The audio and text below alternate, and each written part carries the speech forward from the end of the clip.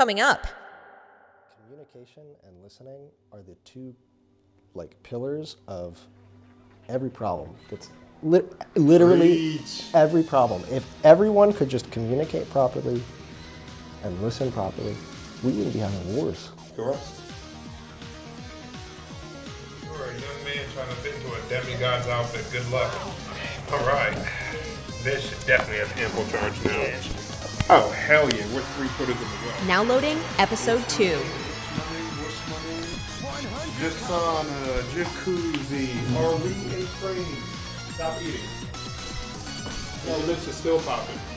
That was a good pumper that you got. Is my lips voluptuous and pumpish right now? What's happening, brother? Nothing much. How are you? Life is lifing. Yes, sir. It's a blast, isn't it? Yes, it is. So real quick, I know who you are, but I don't think nobody else knows who you are. Who the hell are you? My name's Justin Dorenzo, and I do social media and sales work for this lovely man and his company, Pure Shaka. All right. Tell us a little bit about yourself. What do you want to know? Interests, hobbies. I love music. I love cars. Oh, what type of music? Primarily EDM, but eclectic taste. I'll listen to anything. Okay. Back when I used to work at Target, I used to have my Bluetooth speaker clipped to my belt, and I'd play music while I was stocking stuff in the back. And one moment we'd be blasting Frank Sinatra, the next moment we'd be blasting drum and bass, and then we'd go to some death metal song, and people would be like, "What's wrong with you?" I'm like, "What do you mean, what's wrong with me? You have to listen to one genre of music?" Correct. So, yeah, I'll listen to pretty much anything, but EDM is the mainstay. All right. I love cars, love video games, board games, nerdy shit, you know. Okay. Yeah. And you definitely do have a bomb-ass car. You took something that has more of a simplistic design. Thank you. Put a little of your own touches and flair on it. That thing is gangsta. Thank you. That means a Maybe lot. during when we upload this, we'll put a snippet real quick on what your car looks like. Yes, we will.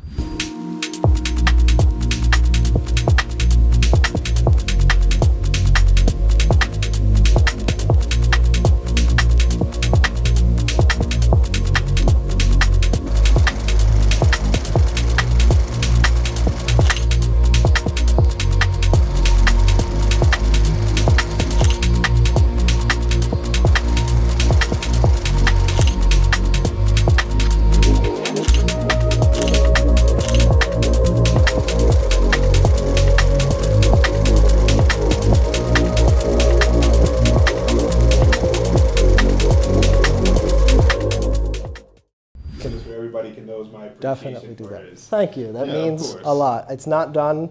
The cosmetics are almost done. I might want to add 1 or 2 more things, and then I'm about to cross the 75,000 mile, landmark, which means my warranty will go away, which means I can Do whatever you want. do whatever I want. Would you boost it? It's already boosted. Oh, it's already boosted? Yeah, it comes with the turbo. Ah. So I'm 99% certain the only difference between the Fiesta ST and the Fiesta is it's the same engine, but with a turbo. Understood. Yeah, but I do want more power. Okay. Yeah. Are you going to tune it? Yeah, probably. I don't know if I want to do like a piggyback or like a straight ECU tune. Ooh. It all depends on money Right. and time and whatever. And whatever else. Yeah. Can you work on your own car? Like, do you know? It's the one thing that I lack. Unfortunately, no one wanted to teach me, and I just don't have the skill set. I have knowledge, but I just don't know how to apply it. I'd love to be able to, but no one has the time or willpower to want to teach me. So, Right. hey, I'm down if Thank any. God for YouTube University. Yeah, Shit. exactly. I've done a couple small things myself, but mostly the big stuff I just gave to some shops. Okay. Yeah. All right, interesting. So you're into all of that. Physical stuff. What do you like to do for fun? Physical activity. I used to go to the gym a lot. That's unfortunately slowed down a little bit, but thankfully with your help, that's going to increase. Gains. Yes. So I used to be really big into the gym. I used to do running a lot. Once the summer starts coming around, I think I'm going to start running again, doing more cardio.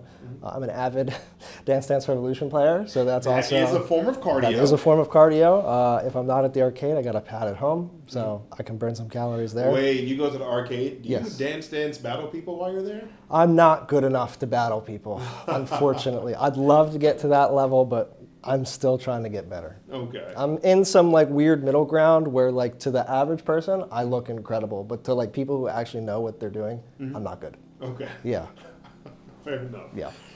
All right. So you said you work for Pure Shaka. What do you currently do for Pure Shaka? So when the store is open, I will. Ooh, excuse me. When the store's open, I'll do retail stuff. So I'll help sell the products, whether it's bud or CBD or whatever people want. And you actually do a really good job. Thank you. Yeah, you're great at educating and empowering customers, Thank listening, using the proper discovery questions. Well, good teacher. I know that's right. Yeah. So outside of that, of course, I'll help educate the people because a surprising amount of people that come in there don't know anything. And that's fine. Why do you think that is? Why is so many people walking around, especially since we have YouTube University, we have Google, like we have smartphones and access to knowledge like humanity has never had before? Why are so many people ignorant to it? Probably the stigma. Ooh, talk about that. I mean, it's no secret that marijuana, and I guess by proxy CBD and really any other plant medicine, has had this stigma for years because what has the government and our public schools taught us? It's evil. Drugs are bad. Yeah, drugs but are buy bad. all the over-counter drugs Yeah. and fill every prescription your doctor gives you and never question him. Yep, exactly. Ay, ay, ay. So, we've been raised with this stigma for years and years and years, and it's instilled fear into so many people.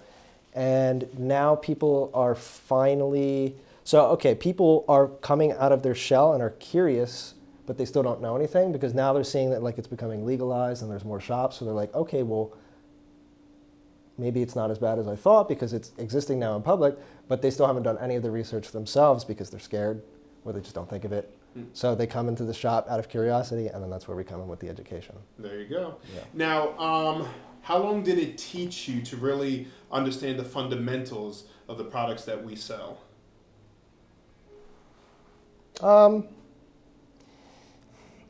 Not too long. I would say I was pretty comfortable after about a month or two. Yeah. It's really, and not to undersell anything, it's quite simple. The difference and what these things do, and they do really sell themselves most of the time. Half the time I don't have to educate at all because I'll just say one thing and then someone's like super interested and they'll either do all the research themselves or they'll just ask all the right questions, which leads to the right answers. And Lappers, or at least when I was in a different ball game in life, we would call that lappers. Just super easy. Everything falls into place. We don't have to take the extra 10 miles, even though we're always prepared Of course. to take the extra 10 miles. Of course. Yeah. Yes, and we do a lot sometimes. A lot. But Yeah. most of the time we don't have to, which is nice. But yeah, I'd say about a month or two, and now I'd like to think I'm pretty comfortable with the differences and what each thing does and how it can help people and all that fun stuff. Yeah, there you go. Yeah. All right. So since you've been operating in this realm with holistic medicine, herbal medicine, alternative medicine, there's so many different terms that's being used nowadays. Yep. High moments. It's okay. Take as much time as you need to think. And remember, I can always edit it. True that. How high are you right now? Oh, yeah, she's good. All right. No, we might actually, let's keep this part in because that part's interesting. I will. I think, well, basically the question I was going to, so since you've been operating here, what have you learned that has been the most beneficial for you as an individual? Like, yeah, what was your greatest takeaway thus far? Are we talking about in terms of plant medicine or just in general? I would say plant medicine. Okay. Plant medicine and then in general, because it sounds like you can go both ways. So let's hear both ways. Okay, so for plant medicine, I think the biggest thing is kind of going back to what we just talked about is the stigma and how it just makes no sense. Because at the very worst, especially with CBD, the only bad thing that could happen from these products is it doesn't work. Right. Oh no. And what's the worst thing that can happen when you take a prescription pill? You die. So, yeah, the first thing that was very apparent to me is like, why was there such a huge stigma? I never fell into it and I always knew it was bullshit, but now that I work with these products, it's now even clear to me why? It just doesn't make any sense. This is true. I mean, the whole thing did start with, again, you have something that's essentially simplistic from the, when you take 10 steps back and you take a look at CBD and what it does, it's very simplistic. Once you actually start to analyze it, you understand that CBD is a cannabinoid. We have something called the endocannabinoid system, connects everything head to toe, nervous system, all of that, and how it attaches to the CB1 and CB2 receptors. But anyways, something that's easily grown from the ground can positively affect any given person in multiple ways, mental, physical, and everything. So if that was the route that everybody takes, what's Big Pharma going to do? How are they going to give you your 10 prescriptions just because you have a little achy joint somewhere? Yep. Or it's like, hey, they classify and say there's something wrong with you mentally. So, hey, you can't do anything about that on your own. So we have this pill in the morning to take, this pill to supplement, and then this pill to get rid of the first two effects that the first two pills gave you. And that's how they stay in business. That's how they keep us sick. This is how they keep us operating in a cloud. Because when there's a cloud, there's no direction. You're literally just living, abiding by rules, and doing what you need to do under their standards. Of course. But I think that is the negative stigma. And I know being in the store for now 5 years personally, there are a lot more people willing to come in and ask questions. Oh, yeah. Even it's weird because even today, even when we saw the flower, like this is like legit flower, this is THC, this is weed. You will smoke this and get high. I'm currently high right now. They're like, they whisper, "Do I need a card?" Yep. Like blah blah blah. Like, and they're like scared. Yeah, they're scared. And it's like, oh, even when they go through the whole process of buying, hey, can we have your phone number and email? No, I don't want to be in the system. I was like, it's for your receipt and reward points. Oh no, I still don't want to. I was like, okay.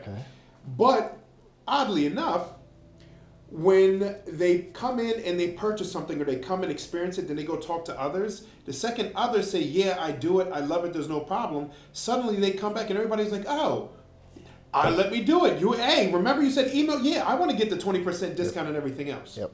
So it seems that the stigma is placed by the powers that be to keep everybody under control.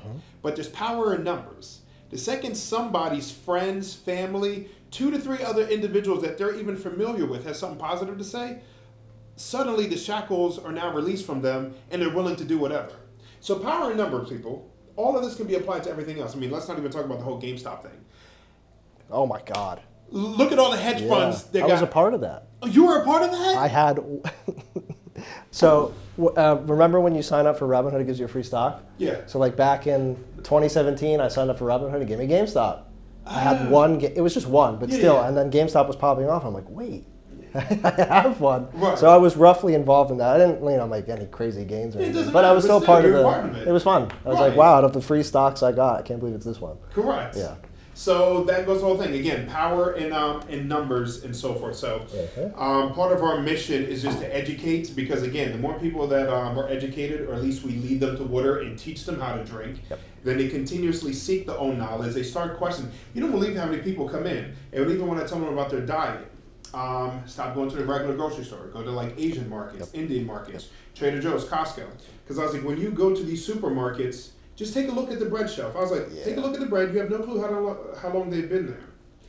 Take a loaf of bread and bring it home. They cost $3, $4, $5, $6. I was like, let's do an experiment.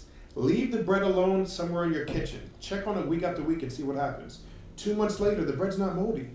The edges might be hard, but it's still pliable. You can throw it in the toaster oven, put a little toast in there, some butter, and eat it. That's not natural. And I was like, guess what? If that's just the bread section, take a look at all those canned goods that's around it as well.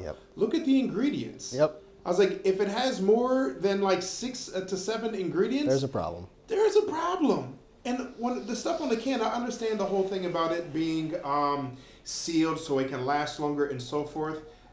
But if you're eating out of a tin can and expiration date is 7 years from the day you purchase it, that doesn't really seem organic. No. And then on the flip side, when I told them, I was like, hey, go to an actual bakery. Go to the Amish. Just get real baked food without all that enriched and everything else, preservatives. And they're like, oh my God, in 3 days it was hard and in 4 to 5 days it was moldy. I was like, precisely. And if you were to go back and eat one of those loaves of bread from the supermarket, you're going to feel like shit right afterwards. You go to a baker and you have a piece of their bread, suddenly you have energy and you just want to go do shit. Because you're actually eating carbs. Right, that is real Actual carbs, a carbs. real Yep. natural organic fuel source for the body to operate and do what it needs to do. So yes, we're going back to what I say, educating and empowering. Once you do that, people start questioning. They have new critical skills, critical thinking skill sets, and now they want to practice it as much as possible. What is something that you have learned since you've come to Pure Shaka when it comes to critical thinking? Be a little more specific.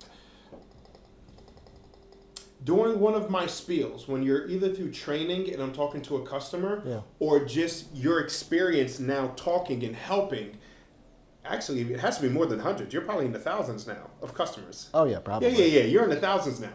So those are thousands of customer engagements and experiences that you've went through. Yeah.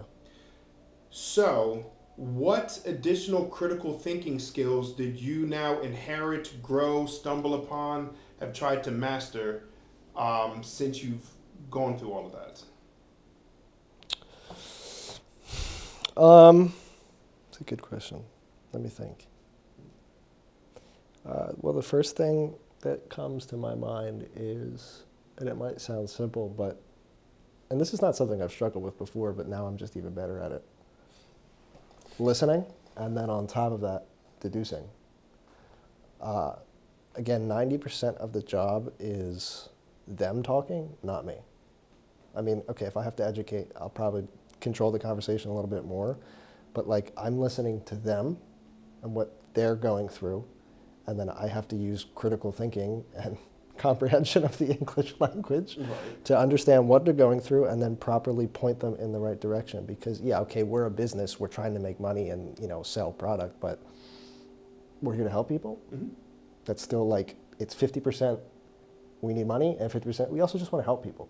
So I don't want to just be like, oh, you're in pain, I don't know, just take a 100 milligram gummy of THC, you'll be fine. Right. No, I want to actually listen to them and point them to a product that I think and hope will actually make a difference for them, and not just some bullshit so we can pump our numbers. So definitely. And is this now a skill set that you've realized can benefit you in other areas in life outside of? Yeah, of course. Okay. Of course, absolutely. I mean, let's be honest here. Communication and listening are the two pillars of every problem. That's literally Preach. every problem. If everyone could just communicate properly and listen properly, we wouldn't be having wars. Correct. We wouldn't be having falling outs with our couples. We wouldn't have divorces. It's really not that hard. Shout out to my girlfriend. Hi. Hi, girlfriend. We've been together, we're about to be together for 5 years thank you. In May, this upcoming May. Are you sure? Because make sure this is going to be posted. Yes. So we don't want her in the comments No. like it's actually June. Yeah, no, it is May. All right. And out of that 5 years, we've maybe gotten into a fight between 1 to 4 times. Now, okay, immediately I know some of you are going to be like, oh my God, that's a red flag. I can't believe you're not beefing with your couple. Oh, but That's a trauma response. yeah, but think about that. Why do you say that? Why do we have to fight? Just because I get along with someone, that's a red flag and we never have any problem? No, it means I'm in a healthy fucking relationship. Ooh. And I can communicate properly with her and she can communicate properly with me. And there's no need to argue or fight because if something goes wrong, I'll be like, hey, I didn't like that. Or, hey, maybe let's change this. And she's a normal human being, so she'll respond with, okay. Huh? And I'm a normal human being, so I'll respond with, okay, not be like, well, actually, you're a bitch. True. And that seems to be the route that everybody takes. So I will say, the norm isn't what you just said. So you guys are an exception, but we're trying to work towards that being the norm. Which, it's crazy. think about that. The norm is not the norm. Right. What? Doesn't make it right. No. I don't get it. And that's with everything in life. But especially with couples, I don't get it. But yes, we want the norm that isn't the norm to become the norm. Correct. Yeah. Now, how did you guys even get to that place in your relationship where it's you knew that just effective communication and execution was the cure to many problems? So she's my first and maybe my last. We'll see. So she was my first. So I had a lot of time to ruminate on how I'd want to act in a relationship and like what I'd want out of a relationship when I wasn't in a relationship prior. And the number one thing I kept telling myself is, I realize right now as a single person, not now, but before, like I am in a very vulnerable spot because like pretty much any chick could come up to me and be like, I love you. And I'd be like, okay, let's get married. Because like I haven't had experience with women. So like anyone could come up to me and I'd just be like, yes, I love you too. So I had to tell myself, okay, I can't fall into like a blind love trap. I have to be cognizant of what the other person is and, you know, search for any red flags. And the second thing is, I don't want to fight. I don't want to get in a confrontation because A, I just don't like it. I'm an anxious person. I just don't like confrontation. And B, why would I want to? Even if I did like it, why the fuck would I want to get into a confrontation? That doesn't make any sense. So then the second thing I made apparent to myself was like, okay, I want to just be straight up with this person. So I remember our first or second date, I was just as open and honest with her as possible. I remember one of the things I said to her is, hey, I follow a lot of half-naked women on Instagram. Is this going to be a problem? Because if it is, you could just leave. Because I am not unfollowing them. And I was not expecting that. But yes, I like that. And she was like, no, why would I care? I'm like, okay, perfect. So now hold on. Are these purposeful half-naked women, or this is just the way the algorithm was curated for you? Purposeful. And now the algorithm is curated. Yeah. Okay, understood.